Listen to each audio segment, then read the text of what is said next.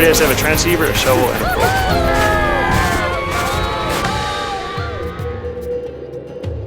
boat. This is the Mountain Escapes Podcast, brought to you by the Backcountry Lodges of BC Association. Now, here's the host of the show, the Executive Director of the BLBCA and the owner of Call West Alpine Adventures, Brad Harrison.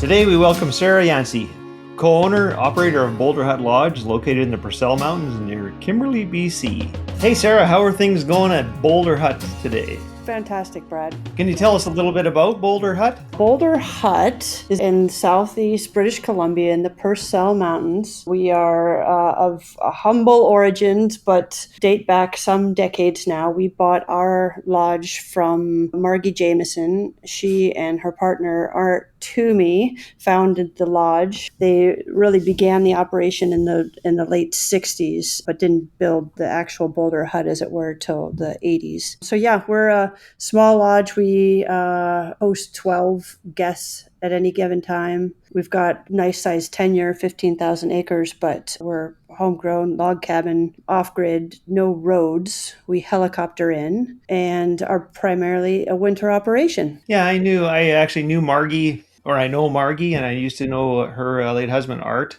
And they were one of the first backcountry lodges, as I recall.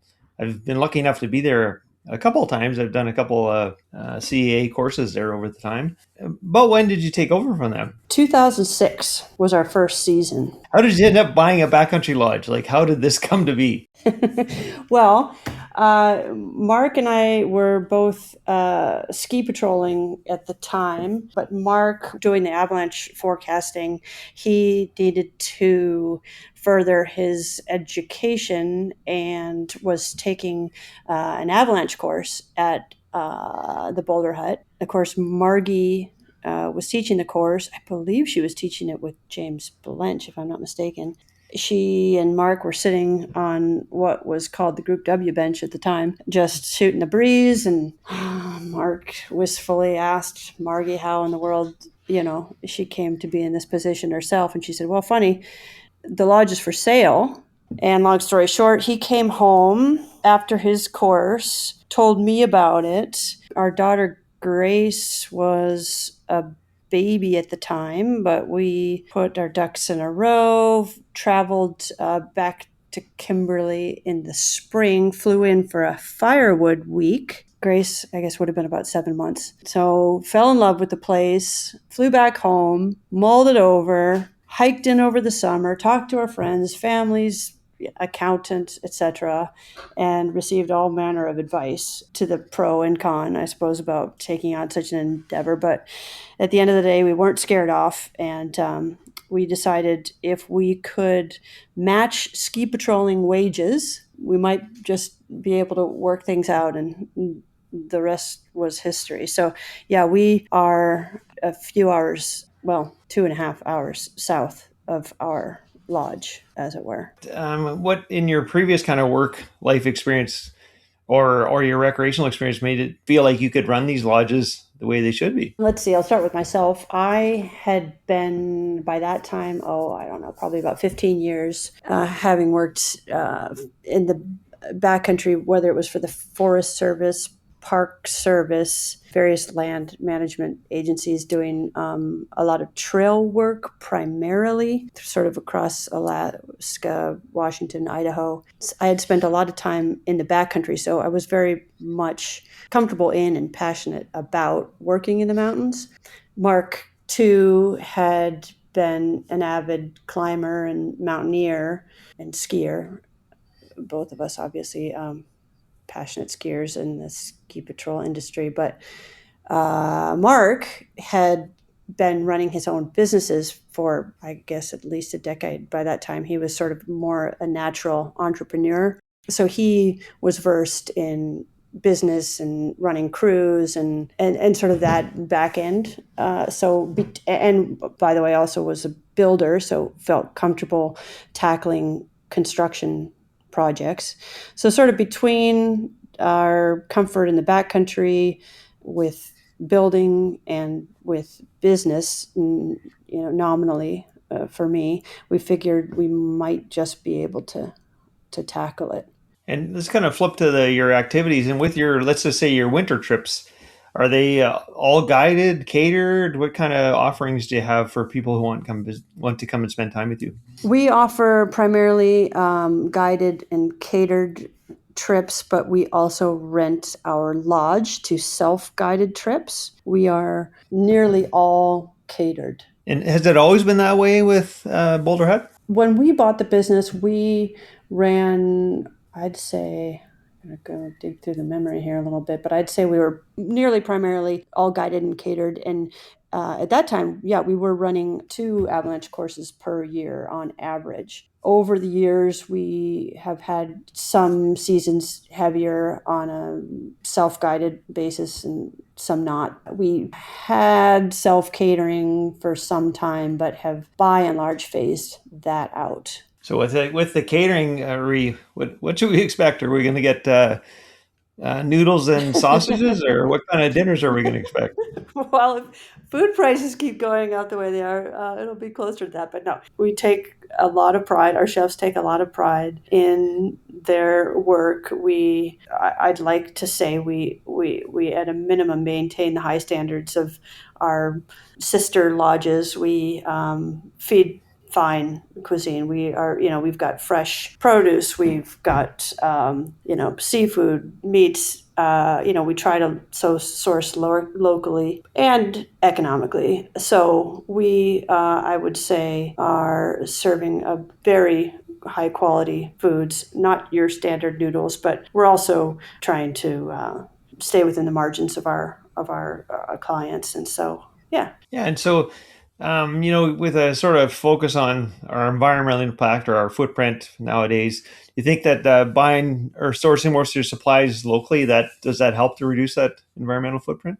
I mean, theoretically, yeah. I mean, I can't say that we're not pulling, products from the coast and from Calgary. Our chefs try to make some personal relationships and honestly do a lot independently in that regard. Kimberley is fairly unique in that we're sort of, I don't know, we're well located on transportation routes, and so we have a pretty good access to a good range of product. So we're not remote in the regard that we've got to be too creative getting the types of products that we're after. Can you tell me and our listeners, what does your daily work routine look like when you're at the lodge? How does it go? Is it probably a short day, I'm guessing? A long day? Yeah, I'd say it's a pretty long day. I would say that our chefs and custodians are the first up. Generally 5:30, the custodian will wake up and often light the fire for the chef, depending on how they are working together. The chef will get in there and pretty well single-handedly put together breakfast. The custodian will help the chef with a lunch buffet. We'll have breakfast at 8 after everyone's put together their lunch. Out on the trail by 9, the chef and the custodian will linger back at the lodge, take care of a few chores. Ideally, join the group. Most days, some days not. Typically, the first couple days of a trip will be spent getting organized and prepped for the week to come. The group will come back to the lodge around, depending on the time of year, 4 or 5 o'clock. We'll have appetizers, supper, sauna, and to bed by 9 or 10 after some games and so on. So depending on whether you're a guide or someone else, your day is going to look a little different, but for the most part, everybody's going from dawn to dusk. We really have come to limit our staff's stay to about a 2-week stint. We used to pull longer stretches, but in order to sort of maximize energy and, everybody's overall health, we try to stick to a 2-week stint so that you can really give it your all, and you're pretty well up. You're working all day into the night for the most part. I mean, just between chores and doing the work that needs to be done, it's long and rewarding days. This is the BLBCA's Mountain Escapes podcast. Thank you for listening. And remember to rate, review, and subscribe on whatever platform you hear us on. Now, back to the podcast. Awesome. And then you did mention that you have a bit of a summer operation. How does that differ from your winter operation? We actually do not have a very robust summer season at this point. We've had the odd trip in over the summer. We continue to take groups periodically, but it's our winter season is our bread and butter. We are all helicopter accessed, and so logistics are challenging in that regard. Our terrain is extremely rugged. We have some gorgeous lakes and alpine zones, but none of it is really easy to travel.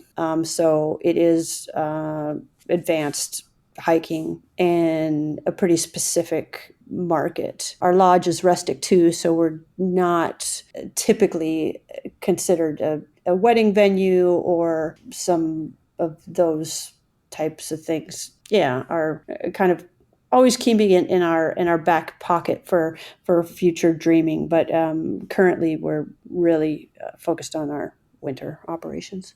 I'm assuming you have a lot of return guests. That seems to be generally the way. What do you think your guests value most about the experience at your lodge? Historically, I think had to do with feeling like they were a part of our family. We spent our winters there with our kids, and so Mark was guiding. I was up there, and as were the kids and our dog at any given point. And it was just a very tight knit family vibe that I think really brought a lot of people back. I mean, we have fantastic terrain. We have a lot of really interesting history. So I really think it had a lot to do with the sort of the people and the community that we had and have still. It's morphed as our kids have gotten older, and we sort of shifted at COVID. We are no longer there for the duration of the season like we used to be, but we still are a very, tight knit and a small operation. So I just think has a lot to do with the intimacy of our operation. And I think our humble roots is a pretty, easy to relate to, something that just feels pretty organic. And were your kids homeschooled at the lodge? We homeschooled them for the period that they were at the lodge. So they were always in public school in the fall and spring, and we'd take them out for the winter. So we homeschooled them for a few months out of the year. Being a lodge owner and having, access to so many guests, you're in a pretty strong position to influence backcountry users. How would you like to positively impact those users? That's a great question. I would say that, again, coming back to that idea of a small and pretty simple operation, we are very much a ski touring operation. We strap our skins on in the morning and ski back to the lodge.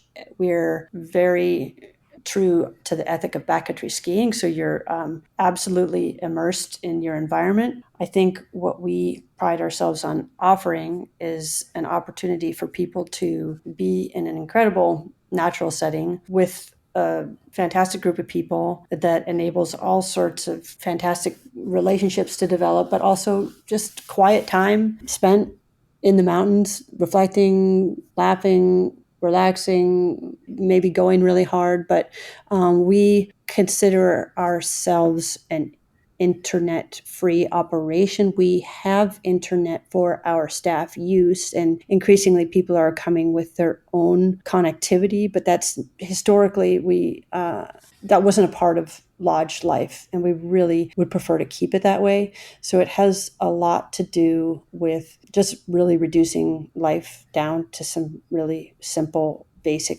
stuff about just sitting around the table, having great conversation at the table, having great days out on the slopes, and just really sort of taking a break from the demands of our fast-paced life. So I think just getting back to basics is a big part of what keeps people coming back and what we like to share with people. I mean, we have Art and Margie, our founders, were incredible environmentalists. They were instrumental in the founding of a local environmental group that ultimately would become Wild Site, which is now their reach is incredible, and the scope of their work is really something that the region can be proud of and benefits hugely from. So we haven't filled their shoes in some of the outstanding ways that Art and Margie were, they shaped the Purcell Wilderness Conservancy. Just the list goes on.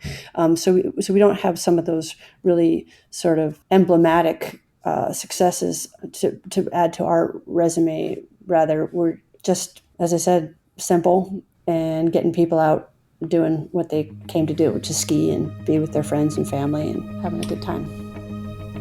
British Columbia, Canada is a backcountry skier's paradise. With epic snowfall, vast alpine terrain, and cozy remote backcountry lodges. Your adventure begins here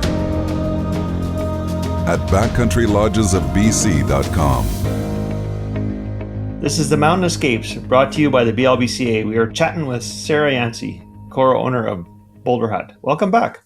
Would you be able to share a single memorable story with the audience? Funny, scary, amazing, whatever the first story that pops into your head is. Oh, well, I can't help but remember, Brad, one of the times that you were up at the lodge, and our kids were very small at that time. And I think that was the first year that we had built our cabin, our home. We call it the mill house because there's a lot of log sawing that goes on in it. But it was our first year in that building, and we were still working out the kinks. We had put in this wood stove that was just underperforming, to say the least. And I remember just being a little bit at my wit's end, having these small kids, and we were up there just sort of having our dinner. And you happened up for something. I don't know. You needed to come up and talk to us. And I remember just feeling pretty humbled by everything. You, Brad, have quite a place in the industry, and so I think we were still getting to know each other. And of course, I wanted to make a good impression, and I was a little concerned I wasn't making peak impression with you as I was doing some domestic chores at the time. But anyway, I'm sure that's real specific to you. But I'll never forget you being up there and shoveling out our windows for us and just jumping in and being part of the crew. I've got a number of stories, but that's funny. That was the first thing that jumped into my head. No, that's great. It's been really great talking to you, Sarah, and appreciate all the stuff you do for the Backcountry Lodges Association and for adventure tourism in general. If the listeners want to pop up and see your operation, go for a week ski tour, and how would they do that? What's the best way to reach you?